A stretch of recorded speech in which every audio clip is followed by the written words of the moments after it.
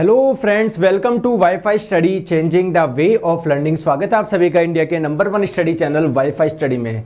तो कैसे हैं आप लोग सभी, क्या हाल चाल है आप लोगों के? आई होप सभी बहुत अच्छे होंगे, शानदार होंगे, जानदार होंगे। ठीक है, तो चलिए फ्रेंड्स क्लास स्टार्ट करते हैं। रोज़ सुबह 9:30 बजे आपको पता है क्लास होती है अपनी एनटीपीसी एंड ग्रुप डी के लिए। चलिए, तो 9:30 बज चुके हैं, क्लास हम लोग स्टार्ट करते हैं। गुड मॉर्निंग आप सभी को। चलिए, तो आप लोगों को बता दो दोस्तों, जब भी आप लोग का पेपर हो इस नंबर पे आप लोग अपने क्वेश्चंस व्हाट्सएप करना ना भूले। ये नंबर आप लोग नोट कर लीजिए, यहाँ पर आप लोगों को अपना पेपर सेंड करना है। आगे हम लोग चलते हैं। रोज दोपहर 1 बजे क्लास होती है, बिल्कुल फ्री क्लास होती है अनअकैडमी पर। आप लोग इसको बिल्कुल भी मिस ना करें। आप लोग खुद देखेंगे इसमें इतना मजा आता है। आप लोगों को यहाँ पर आपकी रैंक भी मिलेगी जब पूरे एक क्वेश्चन का सॉल्यूशन करवाता हूँ और लास्ट में मैं आपको बताता हूँ कि कितने क्वेश्चन आप लोगों ने सही किए। उसके बेसिस पे आप लोगों की रैंक चलती रहती है। तो इस क्लास के लिंक मैं आप लोगों को कमेंट सेक्शन में डाल दूंगा। बाकी आप लोग मेरी अनअकैडमी लर्निंग ऐप पे जाइए, मेरा नाम सर्च करिए, मुझे फॉलो करिए, यहाँ पर स्पेशल क्लासेस मिल जाएगा, है ना। एसएससी एग्जाम्स के स्पेशल क्लासेस के सेक्शन में आपको क्लास मिल जाएगी। आप लोगों से दोस्तों कोड पूछा जाता है, तो कोड यूज करिए दोस्तों नीरज 11। कोड यूज करिए नीरज 11। अगर आप लोग नए स्टूडेंट हो तो पहले कोड पूछा था, नीरज 11 कोड लगा दो। और दोस्तों आप लोग एसएससी का सब्सक्रिप्शन ले सकते हैं अपनी बेटर प्रिपरेशन के लिए। यहाँ पर इंडिया के बेस्ट एजुकेटर्स आप लोगों को पढ़ा रहे हैं। 12 महीने का 6500 है। रेफरल कोड लगाओगे नीरज 11 तो ये आपका 5850 का हो जाएगा। और रेलवे की प्राइस कम हो चुकी है, आप लोग देख सकते हो। देखो 24 महीने की बात करें, 2 साल की केवल 3600। रेफरल कोड लगाओगे नीरज 11 तो ये आप लोगों का 3240 का पड़ जाएगा। चलिए स्टार्ट करते हैं क्लास नंबर 6। चलिए, है ना, आ जाइए। तो दोस्तों पहला क्वेश्चन आप लोगों की स्क्रीन पे, लास्ट क्लास में हम लोगों ने कुछ होमवर्क दिए थे, है ना। तो 5 क्वेश्चन दिए थे मैंने, आइए उनको डिस्कस करते हैं। तो बोला जा रहा है द नेचर ऑफ सलाइवा, यानी आप लोगों को लार की प्रकृति बतानी है। अम्लीय होता है, क्षारीय होता है। तो आप लोग कब बता पाएंगे? जब आप लोगों को इसकी पीएच वैल्यू पता होगी। जैसे ब्लड की पीएच 7.3 से 7.4 होती है, वैसे ही सलाइवा की जो पीएच होती है वो कितनी होती है दोस्तों? 6.8 होती है। और आपको पता है जब भी पीएच 7 से कम होता है उसकी प्रकृति क्या होती है? अम्लीय होती है। ऑप्शन नंबर ए इसका करेक्ट आंसर हो जाएगा। चलिए आगे। चलिए नेक्स्ट क्वेश्चन आप लोगों के स्क्रीन पे, ये भी हम लोगों ने डिस्कस किया था लास्ट वाली क्लास में। मैंने आपको होमवर्क दिया था ना, मतलब जो सैटरडे को हुई थी। कल तो हम लोगों ने न्यूमेरिकल्स करे थे। यदि एक प्रक्षेपक का क्षैतिज परास इसकी अधिकतम ऊंचाई का 4 गुना है तो प्रक्षेपण का कोण क्या होगा? क्या बोलना चाह रहा है? अगर रेंज आप लोगों को मैक्सिमम हाइट की 4 गुना है तो एंगल ऑफ प्रोजेक्शन आप लोगों को बताना है। आइए देखते हैं। मान लीजिए दोस्तों ये क्या है? कोई सरफेस है। आप लोगों ने कोई बॉल फेंकी, ठीक है। मान लीजिए जो बॉल आप लोगों ने फेंकी, इसकी इनिशियल वेलोसिटी, इसका प्रारंभिक वेग क्या था? यू था। और जिस दिशा में फेंकी वो हॉरिजॉन्टल के साथ में कितना एंगल बना रही है? थीटा एंगल बना रही है। अब दोस्तों ये कैसे जाएगी? ये ऐसे जाएगी, ऐसे जाएगी, ऐसे जाएगी, ऐसे जाएगी, ऐसे जाएगी और इधर आएगी। तो जहां से स्टार्ट हुआ और जहां पर आके गिरा, इन दोनों पॉइंट के बीच की डिस्टेंस को हम लोग क्या बोलते हैं? रेंज बोलते हैं, यानी परास बोलते हैं। क्या बोलते हैं? रेंज बोलते हैं, परास बोलते हैं। और जमीन से कोई बॉल अधिकतम कितनी ऊंचाई पर गई, मतलब ये वाला हाईएस्ट पॉइंट है ना, तो ये आप लोग का हो जाएगा मैक्सिमम हाइट, यानी अधिकतम ऊंचाई। तो आप लोगों को क्या बोला गया है कि दोस्तों ये जो रेंज है, परास है, वो मैक्सिमम हाइट का 4 गुना है। फॉर एग्जांपल अगर ये 100 मीटर है, ठीक है, तो ये कितना है? 400 मीटर है। तो आप लोगों को वो एंगल बताना है, किस एंगल पे फेंका गया होगा। तो देखिए ध्यान रखिए, जो रेंज होती है उसका फॉर्मूला होता है u² sin 2 थीटा yg। समझ गए? और हाइट का फॉर्मूला, मैक्सिमम हाइट का, अधिकतम ऊंचाई का होता है u² sin² theta upon 2g। तो आप लोगों को क्या करना है? इस चीज का 4 गुना करके रेंज के बराबर कर देना है, क्योंकि आपको पता है मैक्सिमम हाइट का 4 गुना रेंज है, यानी अधिकतम ऊंचाई का 4 गुना क्या है? परास है। तो इसका 4 गुना करो। इसका 4 गुना करते हैं, अभी टेंशन क्यों लेते हो? u² sin² theta upon 2g, इसका कर दीजिए आप लोग 4 गुना। और ये किसके बराबर रख दीजिए? परास के बराबर रख दीजिए। परास कितनी है आप लोगों की? u² sin 2 theta upon g। चलिए आ जाइए सॉल्व करते हैं। तो देखिए g से g कैंसिल हो गया, u² से u² कैंसिल हो गया। कोई प्रॉब्लम? दोस्तों ये 4 कैंसिल हो गया इस 2 से, बचा कितना ऊपर? 2 बचा। तो क्या हो जाएगा? 2 साइन स्क्वायर थीटा को क्या लिख सकता हूं, साइन थीटा, साइन थीटा। और साइन टू थीटा क्या होता है, गणित में आप लोगों ने पढ़ा होगा, 2 sine theta cos theta, 2 sine theta cos theta. तो देखिए साइन थीटा से ये साइन थीटा उड़ गया, इस 2 से ये 2 उड़ गया, ठीक है। तो sine theta upon cos theta की वैल्यू आपके पास में आ गई 1। और साइन थीटा बट्टे कॉस थीटा क्या होता है, टेन थीटा, यानी टेन थीटा का मान आप लोगों के पास में आ रहा है 1। दोस्तों टेन थीटा का मान 1 कब होता है, अरे टेन थीटा का मान 1 कब होता है, जब थीटा का मान 45 डिग्री होता है। जैसे आपको पता है टेन 0 का मान 0 होता है, टेन 30 का मान 1/√3 होता है, क्लियर। टेन 45 का 1 होता है, तो इसका क्या होता है आप लोगों का, मतलब टेन थीटा 1 है तो थीटा कितना हो जाएगा 45, ऑप्शन नंबर बी। समझ गए, कोई प्रॉब्लम, कोई समस्या? आगे हम लोग चलते हैं दोस्तों नेक्स्ट क्वेश्चन पे। तो आप लोगों के पास में अगर न्यूमेरिकल आते हैं तो डरते क्यों, बिल्कुल सिंपल सा फॉर्मूले ध्यान रखो, 2 फॉर्मूले हैं, 2 सूत्र है। इसमें यू क्या होता है, वो वेग जिससे आप लोगों ने बॉल को फेंकी है, ये फुटबॉल को किक मारी, जो भी आप लोग फेंक रहे हो। और थीटा क्या है, इस हॉरिजेंटल, इस क्षैतिज से कितना कोण बना रहा है। जी आपका गुरुत्वीय त्वरण होता है। चले आगे, चलो आ जाइए। नेक्स्ट क्वेश्चन आप लोगों के स्क्रीन पे बताएंगे।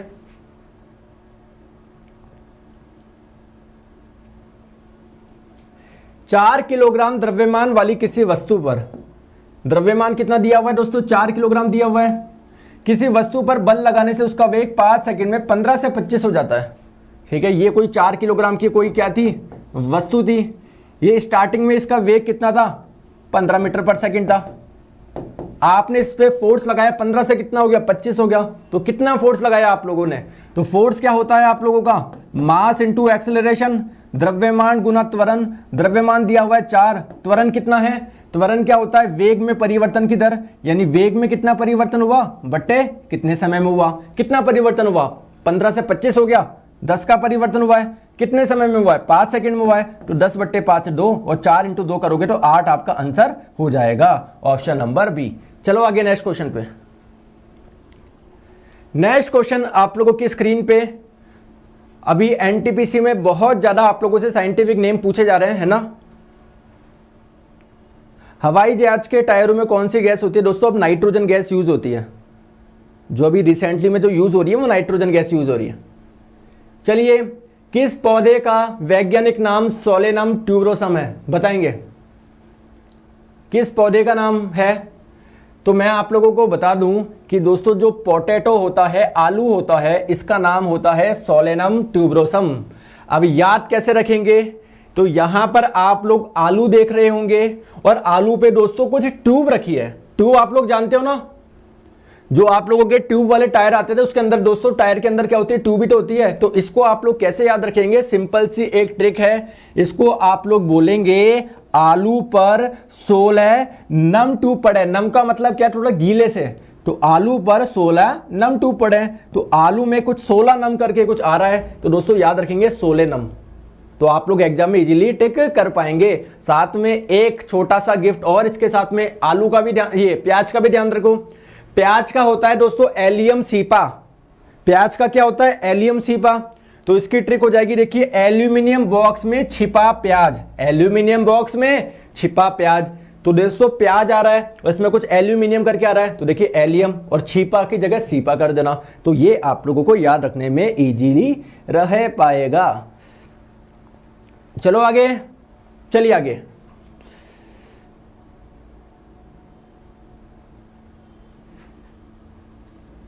यह अवधारणा है कि एक तत्व के सभी परमाणु समान होते हैं। मतलब ये माना जाता था, ये कॉन्सेप्ट था कि किसी भी तत्व के जो परमाणु होते हैं वो सभी एक जैसे होते हैं।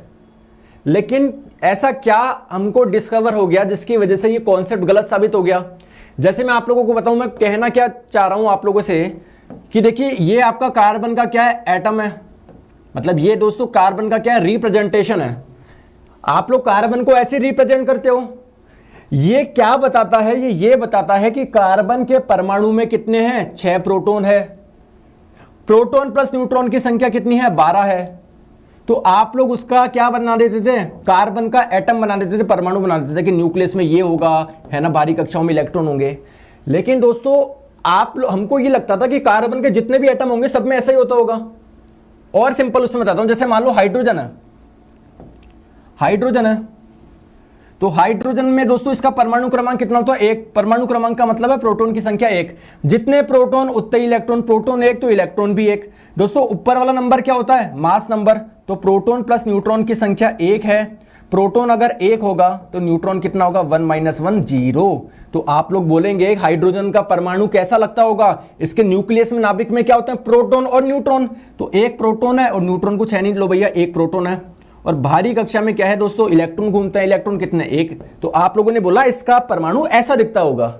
लेकिन दोस्तों कुछ समय बाद में आइसोटोप्स की खोज हुई, मतलब सेम एलिमेंट के, समान तत्व के अलग अलग परमाणु देखे गए। जैसे आपको हाइड्रोजन के देखो 1H1, 1H2, 1H3, ये है तीनों हाइड्रोजन ही, लेकिन इनके परमाणु अलग अलग प्रकार के देखे गए। तो इससे दोस्तों ये कॉन्सेप्ट गलत साबित हो गया आइसोटोप्स से, समस्थानिक से। ऑप्शन नंबर बी ठीक है। स्वीटी तिवारी जी बोल रही है आज प्रपोज डे है, तो बताओ क्या करें? क्या करें? आज प्रपोज डे है तो आप एक्सपेक्ट कर रहे हो कि स्वीटी जी, मतलब स्वीटी जी सबको चिल्ला चिल्ला की स्कीम बता रही है आज प्रपोज डे है, कोई तो कर दो। नहीं करेंगे, सब पढ़ने में लगे हुए हैं। ठीक है, आ जाओ। नेक्स्ट क्वेश्चन आपके स्क्रीन पे। अच्छा ये क्वेश्चन रिपीट हो गया। अच्छा सॉरी, मैं पीछे जा रहा हूं। चले नेक्स्ट क्वेश्चन आप लोगों के स्क्रीन पे बताएंगे दोस्तों। ऑयल ऑफ विट्रॉयल, इसका आप लोगों को केमिकल नेम बताना है, का रासायनिक नाम बताना है। बताएंगे ऑयल ऑफ विट्रॉल क्या है आप लोगों का?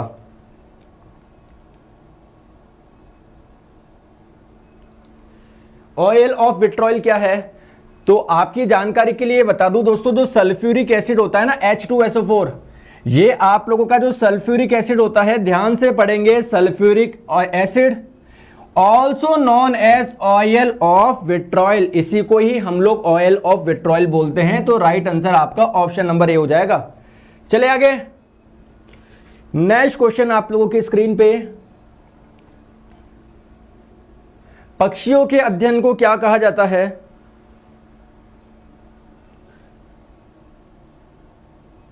जल्दी से बताते जाएंगे, पक्षियों के अध्ययन को क्या कहा जाता है? तो मैं आप लोगों को सभी चीजें बता देता हूं। देखो ये आप लोग 3-4 चीजें इंपॉर्टेंट है, बहुत ध्यान रखेंगे। जैसे पक्षियों के अध्ययन की बात करें, स्टडी ऑफ बर्ड्स, तो ये आप लोग की हो जाएगी ऑर्निथोलॉजी। क्या हो जाएगी दोस्तों? ऑर्निथोलॉजी। अगर हम लोग कीट पतंगों की बात करें, इंसेक्ट्स की बात करें, तो इनकी स्टडी होती है एंटोमोलॉजी। ये दोनों इस बार के एनटीपीसी में पूछा जा चुका है। अगर हम लोग बात करें दोस्तों हर्पिटोलॉजी, क्या होगी? तो जो एम्फीबियंस होते हैं, उभयचर एम्फीबियंस क्या होते हैं दोस्तों? जो जमीन पर और पानी में दोनों में रह सकते हैं, जैसे मेंढक हो गया। क्लियर है क्या? और जो रेप्टाइल्स होते हैं, सरीसृप होते हैं, इसका मतलब जो रेंग रेंग के चलते हैं, क्रोकोडाइल हो गई, आप लोग की छिपकली हो गई। तो रेप्टाइल्स यानी सरीसृप और उभयचर का अध्ययन क्या कहलाता है? हर्पिटोलॉजी कहलाता है। ठीक है, तो अगर हम लोग बात करें, आप लोगों से क्या पूछा गया था? पक्षियों के अध्ययन के बारे में पूछा गया था, तो ये आप लोग हो जाएगा ऑर्निथोलॉजी, ऑप्शन नंबर बी। और ये आपका हो जाएगा कीट पतंगों का अध्ययन। जो एंटोमोलॉजी हो जाएगा वो हो जाएगा कीट पतंगों का अध्ययन।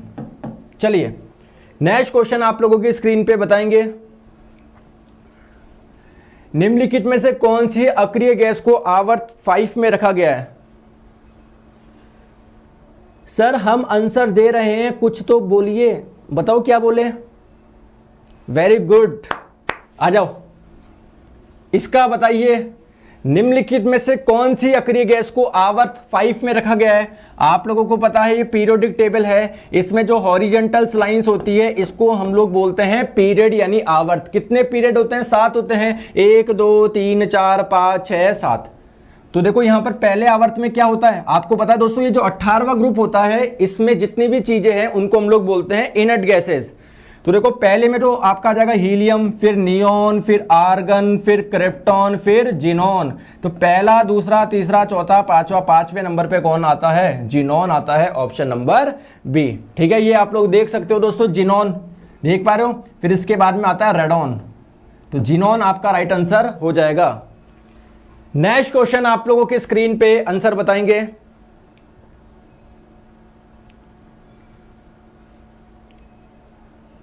आंसर बताएंगे, निम्नलिखित में से किस में उच्चतम ऊर्जा होती है? एनर्जी किस में ज्यादा होती है?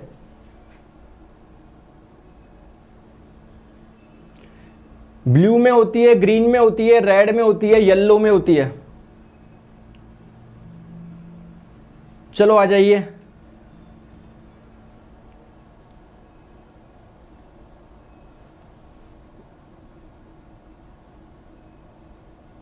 चलो आ जाओ, अब आ जाओ। देखो सारी चीजें बताता हूं। देखिए आप लोगों को पता है दोस्तों, जो वेव्स होती है वो अलग अलग प्रकार की होती है। अगर हम लोग बात करें किन्हीं वेव्स की, किन्हीं तरंगों की, तो उनकी वेवलेंथ क्या होती है दोस्तों? बहुत कम होती है। बहुत कम का मतलब क्या है दोस्तों? जैसे मान लीजिए तरंग है, तो इसके और इसके बीच के गैप को हम लोग क्या बोलते हैं? वेवलेंथ बोलते हैं, तरंग दैर्ध्य। तो यहां पर तरंग दैर्ध्य कम है, जबकि यहां पर तरंग दैर्ध्य क्या है दोस्तों? ज्यादा है। तो अगर आप लोगों से पूछा जाए सबसे छोटी तरंग दैर्ध्य वाली तरंगे कौन सी होती है, तो वो होती है आप लोगों की गामा रेज। देखिए इनकी वेवलेंथ काफी शॉर्ट होती है। और अगर हम लोग बात करें सबसे ज्यादा तरंग दैर्ध्य वाली, मतलब यानी सबसे लंबी तरंग दैर्ध्य वाली तरंगी कौन सी होगी, तो जो लॉन्ग वेवलेंथ होती है, लंबी तरंग दैर्ध्य होती है, किसकी होती है? रेडियो वेव्स की होती है। लेकिन हमारा क्वेश्चन ये नहीं था। अब आप लोग देखोगे दोस्तों, बीच में एक आप लोगों का सेक्शन आएगा जिसको हम लोग बोलते हैं विजिबल। इसमें आपकी कौन कौन सी आ जाएगी? वॉयलेट आ जाएगी, Indigo, blue, green, yellow, orange, red. तो आप लोग मुझे बताएंगे दोस्तों सबसे ज्यादा वेवलेंथ किसकी है? यहां से यहां पर चल रहे हैं तो वेवलेंथ सबसे ज्यादा किसकी है? रेड कलर की वेवलेंथ सबसे ज्यादा है इनमें। अगर हम लोग देखें, अगर ध्यान रखें दोस्तों, आपसे फ्रीक्वेंसी पूछी जाए तो फ्रीक्वेंसी दोस्तों यहां पर जाने पर बढ़ती है, यानी वॉयलेट की फ्रीक्वेंसी सबसे ज्यादा। और ध्यान रखेंगे जिसकी फ्रीक्वेंसी ज्यादा होती है, जिसकी आवृत्ति ज्यादा होती है, उसकी एनर्जी भी ज्यादा होती है। तो एनर्जी किसकी ज्यादा होगी? इसकी होगी या इसकी होगी? सर इसी की एनर्जी ज्यादा होगी। तो वॉयलेट कलर आप लोगों का क्या हो जाएगा? आंसर हो जाएगा। ठीक है, अब वॉयलेट है नहीं, वॉयलेट से थोड़ा सा पीछे आओ इंडिगो, इंडिगो भी नहीं है, इंडिगो से थोड़ा सा पीछे आओ ब्लू। तो ऑप्शन नंबर ए इसका करेक्ट आंसर हो जाएगा। समझ गए?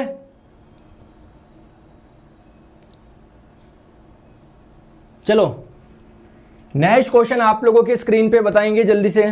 सिंपल सा क्वेश्चन है, निम्न में से कौन सा क्षारीय ऑक्साइड है, कौन सा अल्कलाइन ऑक्साइड है, ये कौन सा बेसिक ऑक्साइड है?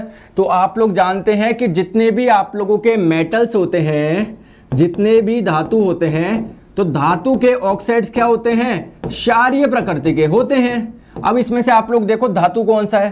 देखो ये सल्फर ट्राइऑक्साइड, ये तो भैया नॉन मेटल का, भाई सल्फर क्या होता है? अधातु होता है, ये तो अधातु का ऑक्साइड है, यानी इसकी प्रकृति तो अम्लीय होगी। कार्बन क्या है? एक नॉन मेटल अधातु है, इसका ऑक्साइड क्या होगा? ये भी आपका अम्लीय होगा। दोस्तों ये सोडियम क्या है? सोडियम तो मेटल है, और मेटल का ऑक्साइड क्या होता है? क्षारीय प्रकृति का होता है। तो ऑप्शन नंबर बी इसका करेक्ट आंसर हो जाएगा। चलो आगे नेक्स्ट क्वेश्चन पे।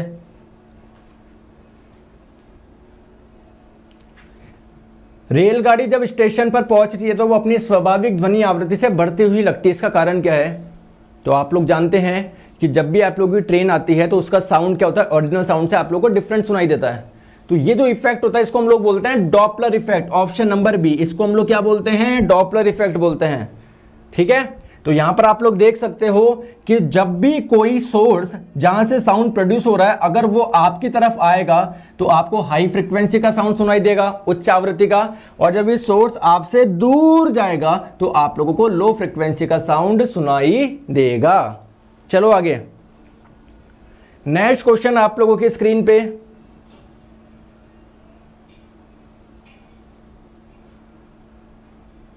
किसी माध्यम के अपवर्तनांक निर्वात में प्रकाश की गति c है और उस माध्यम में प्रकाश की गति v है, तो सही संबंध क्या है? देखिए अगर आपको किसी भी माध्यम का अपवर्तनांक निकालना है, किसी भी माध्यम का, किसी भी मीडियम का रिफ्रैक्टिव इंडेक्स निकालना है, किसी माध्यम का अपवर्तनांक निकालना है, तो दोस्तों उसका फॉर्मूला क्या होता है? इसको डिनोट करते हैं u से, और फॉर्मूला होता है आप लोगों का c/v। दोस्तों c क्या होता है? प्रकाश की चाल वैक्यूम में, यानी निर्वात में प्रकाश की चाल कितनी होती है? 3 × 10⁸ मीटर पर सेकेंड। समझ में आ गया? और v क्या होता है? जिस मीडियम का अपवर्तनांक निकाल रहे हो उस मीडियम में, उस माध्यम में प्रकाश की चाल कितनी है।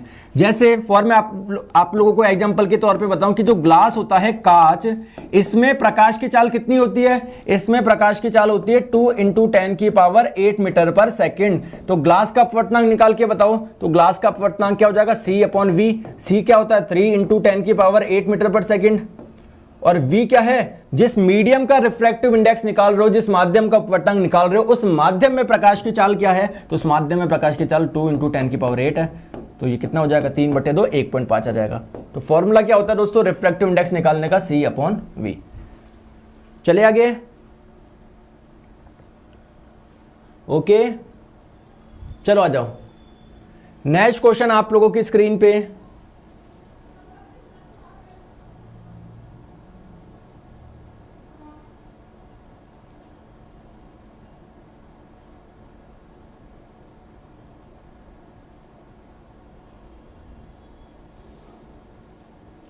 आंसर बताएंगे। अधिकतर पोषक तत्व रक्त में अवशोषित किए जाते हैं। देखिए होता क्या है,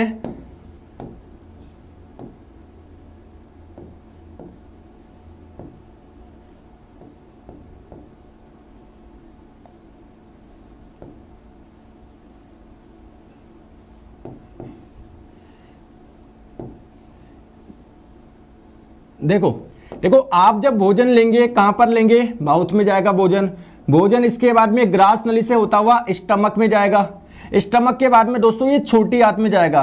ध्यान रखेंगे दोस्तों जो छोटी आंत होती है इसमें क्या हो जाता है कंप्लीट डाइजेशन हो जाता है, पाचन हो जाता है। कुछ पाचन यहां पर होगा, कुछ पाचन यहां पर होगा, यहां पर आपका कंप्लीट डाइजेशन हो जाता है। अब आप लोग ध्यान रखोगे दोस्तों जब डाइजेशन हो जाएगा, डाइजेशन का मतलब क्या है, जो भी आप लोगों ने फूड लिया था वो एक कॉम्प्लेक्स फॉर्म था, जटिल रूप था, अब वो सिंपल मॉलिक्यूल्स में सरल अणुओं में टूट गए।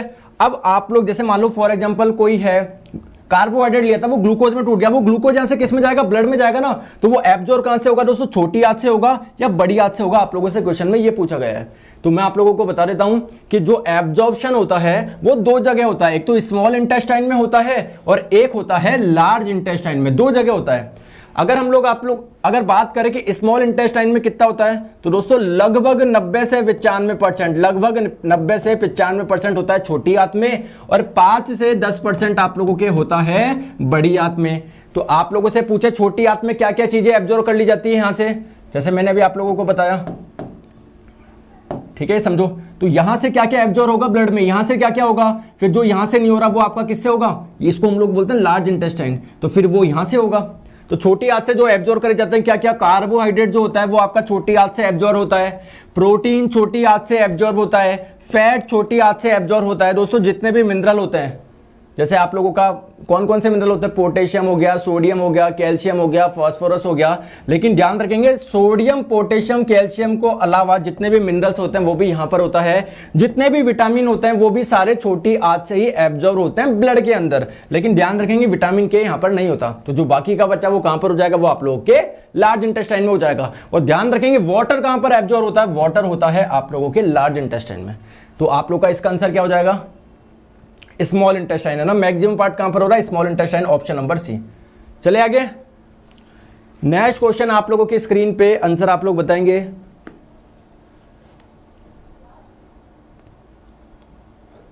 अरे भैया रोहित प्रजापति जी कुछ प्रॉब्लम है क्या, ब्लॉक करवाऊं क्या अभी आपको, है रोहित प्रजापति जी?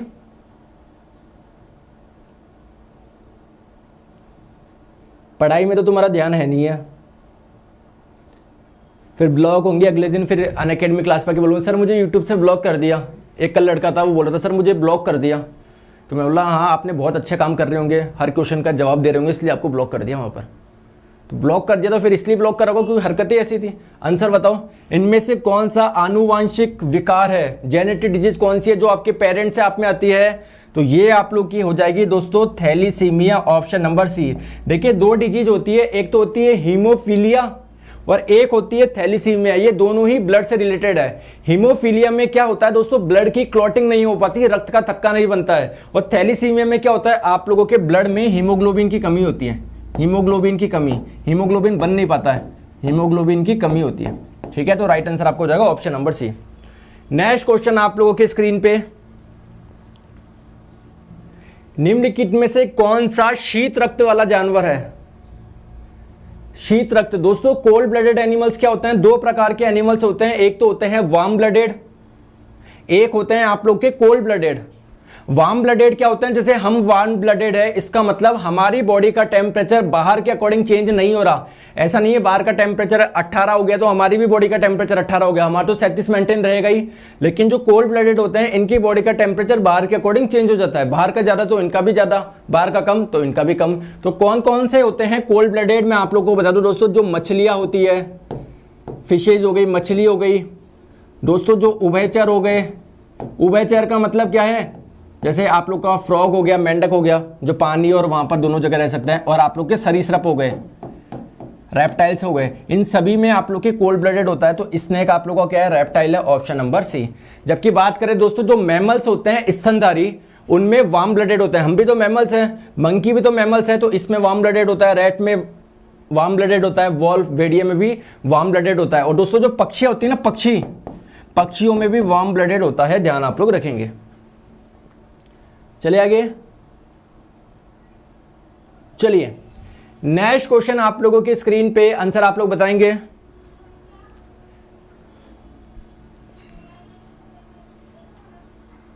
आंसर आप लोग बताएंगे।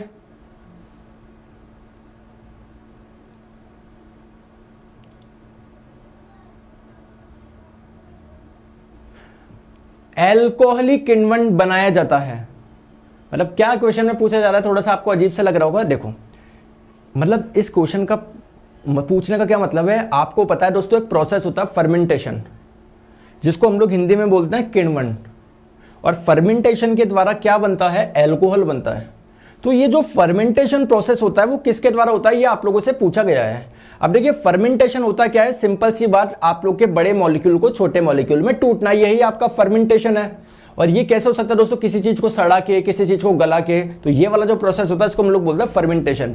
तो ध्यान रखेंगे दोस्तों, जो ग्लूकोज होता है जब इसका फर्मेंटेशन होता है, जब इसका किण्वन होता है, तो ये किस में बदल जाता है, एथेनॉल में, और आपका कार्बन डाइऑक्साइड में। एथेनॉल क्या है, एक प्रकार का एल्कोहल है, एक प्रकार का क्या है दोस्तों, एल्कोहल है। तो ये जो प्रोसेस होता है ये किसके द्वारा होता है, एक ऑर्गेनिजम्स के द्वारा होता है। कौन सा है वो ऑर्गेनिज्म, यीस्ट है, खमीर है, option number D. Next question आप लोगों की स्क्रीन पे आंसर बताएंगे। सीमेंट फैक्ट्री के मजदूरों को क्या होने की संभावना रहती है, जो सीमेंट फैक्ट्री में काम करते हैं, जो लेबर काम करती है, उनको इनमें से कौन से डिजीज होने के चांसेस रहते हैं, आप लोग बताएंगे। तो जो डिजीज होती है वो आप लोग की होती है दोस्तों एस्बेस्टोसिस। कौन सी, एस्बेस्टोसिस। आप लोग बोलेंगे ये एस्बेस्टोसिस डिजीज क्या है दोस्तों, इस बीमारी में जो लंग्स होते हैं, फेफड़े होते हैं, उनमें क्या आ जाती है, सूजन आ जाती है। उनमें क्या हो जाती है दोस्तों, सूजन आ जाती है। अब बात आती है कि जो बीमारी है ये किस वजह से होती है, क्योंकि दोस्तों जो आप लोग के सीमेंट फैक्ट्री है वहां पर एक चीज यूज होती है जिसको हम लोग बोलते हैं एस्बेस्टोसिस, है ना, समझ रहे हो। तो उसी से आप लोगों का ये डिजीज हो जाती है एस्बेस्टियोसिस, है ना। इसमें क्या होता है, जो आपके लंग्स होते हैं, आपके फेफड़े होते हैं, इनमें क्या होती है दोस्तों, इंक्रीमेंट हो जाता है, इनमें सूजन आ जाती है। बात करें ल्यूकेमिया की, तो ये आप लोगों का ब्लड कैंसर है, ये आप लोगों का एक प्रकार का ब्लड कैंसर है। इसमें क्या होता है दोस्तों, जो WBC होता है ना, आपके व्हाइट ब्लड सेल, इनकी संख्या में वृद्धि हो जाती है। अगर हम लोग बात करें ऑस्टियोमलेशिया, तो जब आपकी हड्डी वीक हो जाती है तो ये आपकी विटामिन डी की कमी से आप लोगों का ये रोग होता है। और आपसे बात करें दोस्तों साइटोसिलिकोसिस, तो ये भी आप लोगों की लंग्स की बीमारी है। तो ये किसकी वजह से होता है, सिलिका डस्ट की वजह से होता है, ये सिलिका डस्ट की वजह से होता है। चलते हैं आगे नेक्स्ट पे। नेक्स्ट क्वेश्चन आप लोग के स्क्रीन पे, तो एक तरफ तो आप लोगों को ऑर्गेनिजम्स दिए हुए हैं, एक तरफ आपको होने वाली बीमारी दी है, बताओ सर। एनटीपीसी एनालिसिस दोस्तों 2 दिन से कोई भी पेपर नहीं थे एनटीपीसी के, इसलिए आप लोगों के एनालिसिस नहीं करवाए गए हैं। सर नाइट्रोजन हैवी होता है एज कंपेयर हीलियम, अरे पहले हीलियम यूज होती थी, आजकल कौन सी यूज हो रही, नाइट्रोजन यूज हो रही, ठीक है। दोनों यूज होती है, हीलियम भी होती है, नाइट्रोजन भी होती है, ठीक है। शालिनी कुमारी जी, शालिनी कुमार जी एक कॉपी कर लिया, उसको पेस्ट करते जा रही, कंट्रोल वी, तो बता दिया। अब आपको इधर ध्यान दो, वो कंट्रोल वी के चक्कर में पूरा कंट्रोल+X हो जाएगा। इधर आ जाओ, तो देखते हैं एक एक के बारे में समझते हैं। देखो आप लोग जानते हो दोस्तों, जो टीबी होता है वो बैक्टीरिया से होने वाला रोग है, यानी ए तो पक्का है आपका, किससे मिलेगा, 2 से ही मिलेगा। जो ए को 2 से मिला रहे हो वही राइट आंसर हो जाएगा, ऑप्शन नंबर बी लो, करने की जरूरत ही नहीं है। बाकी देख लेते हैं। आप लोगों को पता है दोस्तों, जो रिंग वॉर्म होता है दाद, वो फंगस की वजह से होता है, तो बी आपका 4 से मिलेगा, बिल्कुल सही है। अगर हम लोग बात करें काला अजार जो डिजीज है वो प्रोटोजोआ से होता है रोग, तो सी आपका 1 से मिलेगा, सही है। और दोस्तों जो वायरस से होने वाला रोग कौन सा है, इन्फ्लुएंजा है, तो डी आपका 3 से मिलेगा, ऑप्शन नंबर बी इसका सही जवाब हो जाएगा। चलो आ जाओ नेक्स्ट क्वेश्चन पे। द को प्रोडक्ट आपको बताना दोस्तों, सह उत्पाद, आप लोगों को सह उत्पाद आप लोगों को बताना है कि साबुन उद्योग को मिलने वाले सह उत्पाद कौन सा है। मतलब जब भी सोप का निर्माण होगा इसके साथ में आपको क्या मिलेगा, तो देखिए जब भी सोप का निर्माण होता है, ये आपका सोप का निर्माण होता है, इसके साथ में क्या मिलता है आपको, ग्लिसरॉल मिलता है, तो इसको हम लोग बोलते हैं को प्रोडक्ट। यानी आप लोग बना रहे थे सोप लेकिन साथ में आपको ग्लिसरॉल भी मिलेगा, ऑप्शन नंबर बी। अब बनता कैसे साबुन, आइए देखते हैं। तो दोस्तों जो आपका फैटी एसिड होता है, वसीय अम्ल होता है, फैटी एसिड होता है, जब आप लोग इसको गर्म करोगे सोडियम हाइड्रोक्साइड के साथ में, सोडियम हाइड्रोक्साइड जिसका दूसरा नाम क्या है, कास्टिक सोडा है, तो जब आप लोग वसीय अम्ल को कास्टिक सोडा के साथ में या सोडियम हाइड्रोक्साइड के साथ में गर्म करते हैं तो आप लोगों को क्या मिलते हैं, फैटी एसिड के सोडियम लवण, फैटी एसिड के सोडियम लवण मिलते हैं, और इसी को ही हम लोग क्या बोलते हैं, साबुन बोलते हैं, और साथ में क्या मिलता है आपको, ग्लिसरॉल मिलता है। ठीक है, तो राइट आंसर आपको जाएगा option number B. Next question जल्दी से बताएंगे। एक तरफ आप लोगों को दिए हुए हैं एसिड और एक तरफ उनके सोर्स दिए हुए हैं, तो जल्दी से बताएंगे।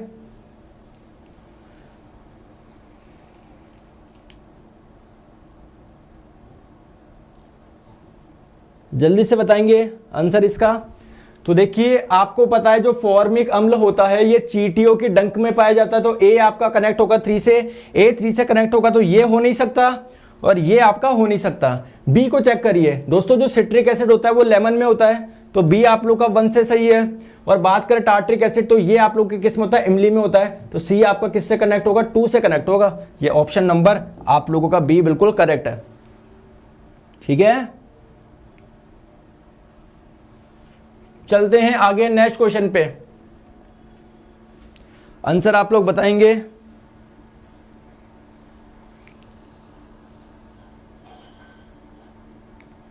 सर जी वेट क्यों एक वेक्टर क्वांटिटी होती है, क्योंकि राहुल जी वेट क्या है, एक प्रकार का फोर्स ही तो है, और आपको फोर्स की डायरेक्शन बतानी होती है, जैसे वेट की डायरेक्शन कहां पर है, नीचे है।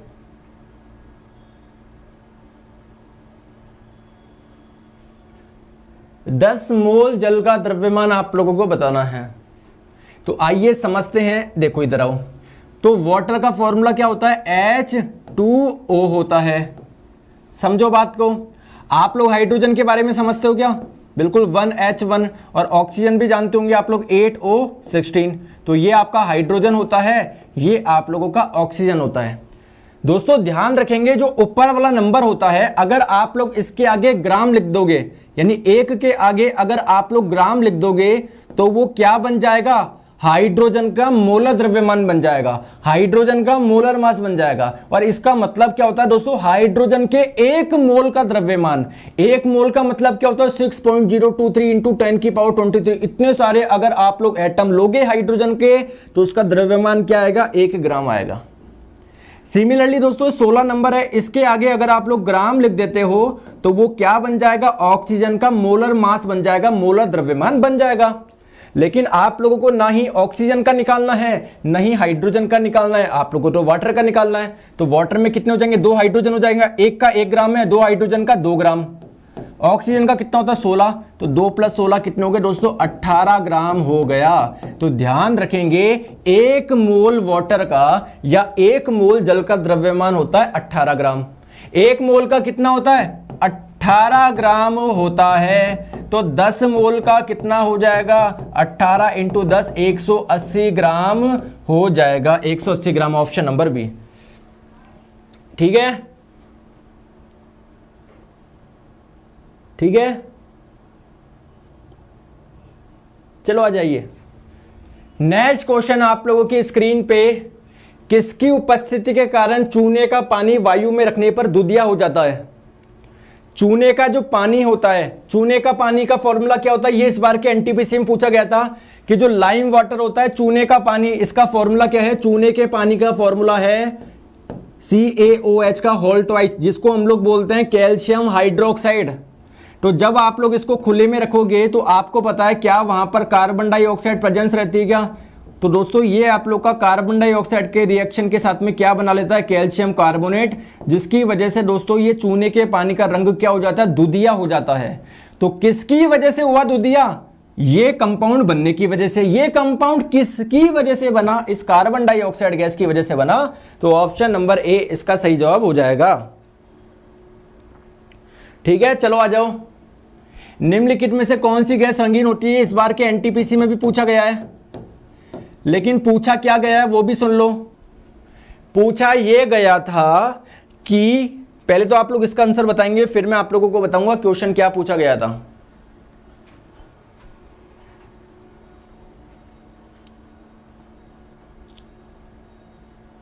बताएंगे? तो निम्नलिखित में से कौन सी गैस रंगीन होती है? इस बार के एनटीपीसी में पूछा गया था कि इनमें से कौन सा तत्व ऐसा है जिसका रंग पीला हरा होता है। तो वो आपका हो जाएगा दोस्तों क्लोरीन। ध्यान रखेंगे जो आपकी ऑक्सीजन होती है, नाइट्रोजन होती है, हाइड्रोजन होती है, ये एक रंगहीन गैस होती है, जबकि क्लोरीन का कलर कैसा होता है? क्लोरीन का कलर होता है पीला हरा। ठीक है, तो राइट आंसर आपको हो जाएगा option number C. Next question आपके स्क्रीन पे बताएंगे। हाइड्रोजन परमाणु का नाभिक डैश कहलाता है। हाइड्रोजन परमाणु का जो न्यूक्लियस होता है, नाभिक, उसको क्या बोलोगे? न्यूट्रॉन बोलोगे, इलेक्ट्रॉन बोलोगे, प्रोटॉन बोलोगे, पॉजिट्रॉन बोलोगे? तो देखिए एक चीज तो आप लोग सिंपल बात समझ पा रहे हो कि जो नाभिक होता है, न्यूक्लियस होता है, उसमें क्या होता है? प्रोटॉन और न्यूट्रॉन ही होता है। तो इलेक्ट्रॉन तो हो ही नहीं सकता, इन दोनों में से कोई होगा, प्रोटॉन या न्यूट्रॉन। आइए समझते हैं। तो ये आप लोगों का हो गया हाइड्रोजन।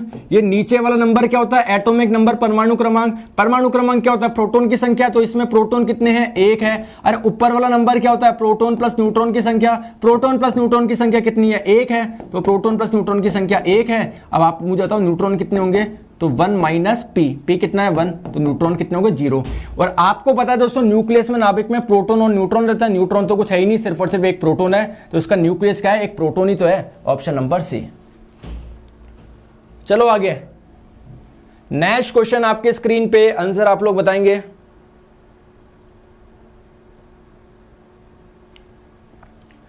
देखिए आप लोग जानते हैं ये हो गया न्यूक्लियस, नाभिक। ये पहली कक्षा, ये दूसरी कक्षा, ये तीसरी कक्षा। तो किसी भी कक्षा में अधिकतम इलेक्ट्रॉन की संख्या का फॉर्मूला क्या होता है? 2n²। जब n बराबर 1 रखोगे तो यानी इसमें अधिकतम इलेक्ट्रॉन कितने आ सकते हैं? 2 आ सकते हैं। n बराबर 2 रखोगे, 2 का स्क्वायर 4, 4 दूनी 8, इसमें अधिकतम इलेक्ट्रॉन कितने आ सकते हैं? 8 आ सकते हैं। n बराबर 3 रखोगे, 3 का स्क्वायर 9, 9 दूनी 18, इसमें अधिकतम इलेक्ट्रॉन कितने आ सकते हैं? 18 आ सकते हैं। अब आपके पास में परमाणु क्रमांक कितना है? 20 है। अरे परमाणु क्रमांक 20 है, इसका मतलब क्या है? प्रोटॉन की संख्या कितनी है? 20। और जितने प्रोटॉन उतने ही इलेक्ट्रॉन, तो इलेक्ट्रॉन भी 20। तो आपको सजाने हैं। पहली कक्षा में अधिकतम कितने आ सकते हैं सर? 2 आ सकते हैं।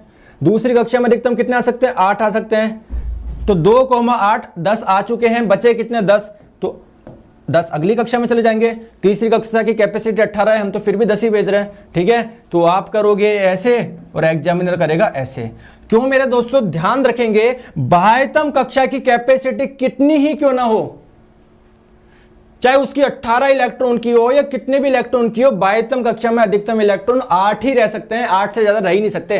तो दोस्तों अगर आप लोग इस प्रकार से लिखोगे तो बाह्यतम कक्षा में तो 10 हो गए, 8 से ज्यादा हो गए। तो इसको कैसे तोड़ के लिखोगे? 2,8,8,2। ठीक है, तो राइट आंसर आपको हो जाएगा ऑप्शन नंबर सी। ठीक है भैया, ठीक है, चले आगे। नेक्स्ट क्वेश्चन आप लोगों के स्क्रीन पे, आंसर आप लोग बताएंगे।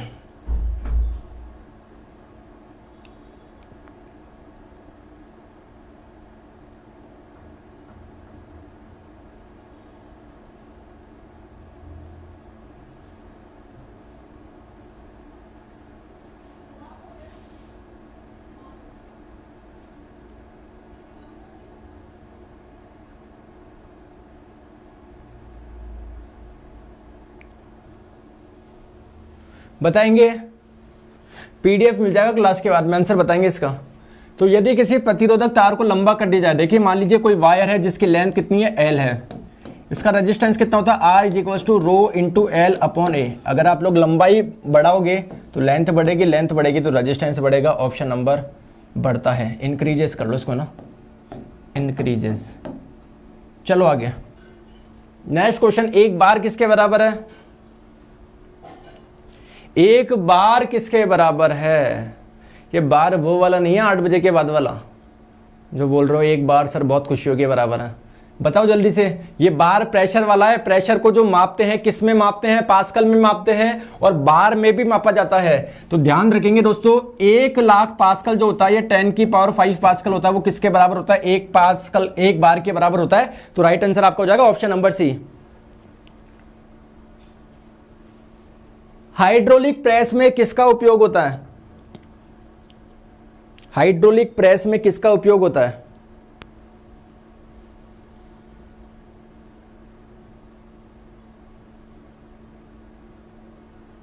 सर वाटर 16 कैसे हुआ बताइए प्लीज। वाटर 16 कहां पर हुआ, 18 हुआ ना, 16 कहां पर हुआ, 18 ही तो लिखा है मैंने आप लोगों को ये बोला कि दोस्तों ये ऑक्सीजन का जो द्रव्यमान होता है वो 16 होता है, हाइड्रोजन का 1 होता है, हाइड्रोजन टोटल कितने 2, तो 2 + 16 18 हो जाएगा ना आपके पास में, 16 थोड़ी बताया मैंने। चलो हाइड्रोलिक प्रेस में किसका इस्तेमाल होता है, तो पहले हम लोग समझते हैं हाइड्रोलिक प्रेस होता क्या है। आप लोगों को पता है दोस्तों, अभी आपने यूट्यूब पे कई वीडियो भी देखेंगे, वो एक प्रेस आती है, अंदर कोई चीज होती है, उसको क्या कर देती है, बिल्कुल दबा देती है, उसके बिल्कुल चीथड़े बाहर आ जाता है। तो आपके दोस्तों हाइड्रोलिक प्रेस हो गए, हाइड्रोलिक ब्रेक हो गए, हाइड्रोलिक जैक हो गई। हाइड्रोलिक जैक जानते हो ना, जिससे आप लोग की बड़ी बड़ी गाड़ियां आसानी से उठ जाती है। तो ये तीनों के तीनों दोस्तों किस पे बेस्ड होते हैं, पास्कल के लॉ पे, पास्कल के नियम पर ये कार्य करते हैं। बताएंगे इसका आंसर,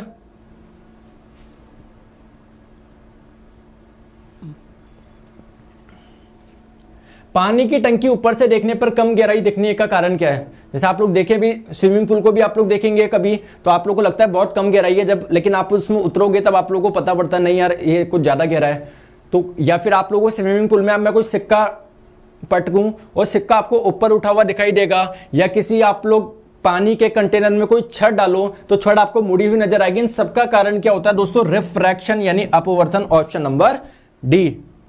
ठीक है, चलो तो दोस्तों आज के इतना रखते हैं। एक्चुअली बैक में आज पता नहीं क्या वो बहुत प्रॉब्लम हो रही है, तो मैं खड़ा भी नहीं रह पा रहा है ना, तो आज के इतना रखते हैं। मैं कुछ आपको होमवर्क देता हूँ, कल हम लोग इसको डिस्कस कर लेंगे। ये आपका होमवर्क नंबर 1 है, ये आपका होमवर्क नंबर 2 है ना, ये आपका होमवर्क नंबर 3 है, ये आप लोगों का होमवर्क नंबर 4 है और ये आपका होमवर्क नंबर 5 है। ठीक है, तो दोस्तों ये थोड़ा सा ध्यान रखेंगे। 5 क्वेश्चन आप लोग कमेंट करके जरूर बताइएगा, बाकी के क्वेश्चन हम लोग करेंगे कल, और मिलेंगे अपन दोपहर 1 बजे वाली क्लास में। ठीक है, जो कि आप लोगों की क्या होती है, अनअकैडमी पर होती है, बिल्कुल फ्री स्पेशल क्लास होती है, इसको मिस ना करा करो।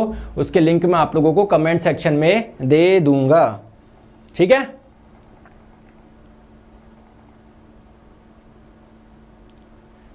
ठीक है, चलिए तो स्टार्ट करते हैं। इससे पहले मैं आपको बता दूं दोस्तों, आप लोग का जब भी पेपर हो इस नंबर पे व्हाट्सएप करना ना भूले, और दोपहर 1 बजे आप लोग ये क्लास मिस मत करा करो। इस क्लास के लिंक मैं आपको कमेंट सेक्शन में दे दूंगा। और ये आप लोग के बहुत इंपॉर्टेंट साइंस के एमसीक्यूज होते हैं, दोपहर 1 बजे इस क्लास के लिंक आपको कमेंट सेक्शन में मिल जाएगी। आप लोगों को यहाँ पर रैंक भी मिलती है और अपनी रैंक इंप्रूव भी कर सकते हो, बहुत मजा आता है। आप लोग देखे तो देखा करो। ठीक है,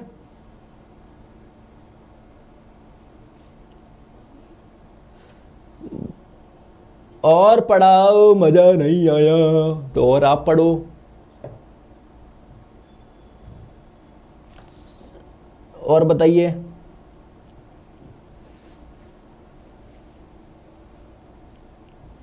सर आप पबजी खेलते हुए नहीं, बहुत इंपॉर्टेंट नोट्स में लिख लो, नहीं खेलता। पीडीएफ मिलेगी, हाँ पीडीएफ आपको दोस्तों क्लास जब खत्म होगी तो उसमें कमेंट में आप लोगों को लिंक मिलेगा, उसको आप लोग खोल सकते हो ना, उससे डाउनलोड कर सकते हो। 15 से 20 मिनट के और मिलेगी। और दोस्तों मेरी प्रोफाइल को फॉलो कर लो इस क्लास के लिए अनअकैडमी पर, यहाँ पर स्पेशल क्लासेज में आप लोगों को मिल जाएगा। आप लोग गोल सेलेक्ट रख लेना, एसएससी एग्जाम्स इसके स्पेशल क्लासेस के सेक्शन में मिल जाएगा। नए स्टूडेंट हो तो कोड पूछता है तो कोड आप लोग डाल दो नीरज 11 और क्या कर लो, अनलॉक कर लो। और दोस्तों आप लोगों को यहाँ पर अगर एसएससी की प्रिपरेशन कर रहे हो सीजीएल सीएचएसएल के लिए तो आप लोग के अनअकैडमी बेस्ट प्लेटफॉर्म है। यहाँ पर आपको 20,000 प्रैक्टिस क्वेश्चन मिलते हैं, 40,000 घंटे का रिकॉर्डेड कंटेंट है।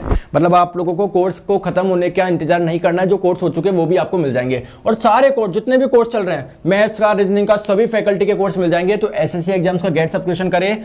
24 महीने का 7800 का है, 12 महीने का 1 साल का 6500 का है। नीरज 11 आप लोग लगाएंगे तो कितने का पड़ जाएगा, ये 5,850 रुपए का पड़ जाएगा 1 साल का। अगर आप लोग रेलवे की तैयारी कर रहे हो दोस्तों, रेलवे की प्राइस कम हो चुकी है, आपके स्पेशल डिमांड पे तो ले सकते हो।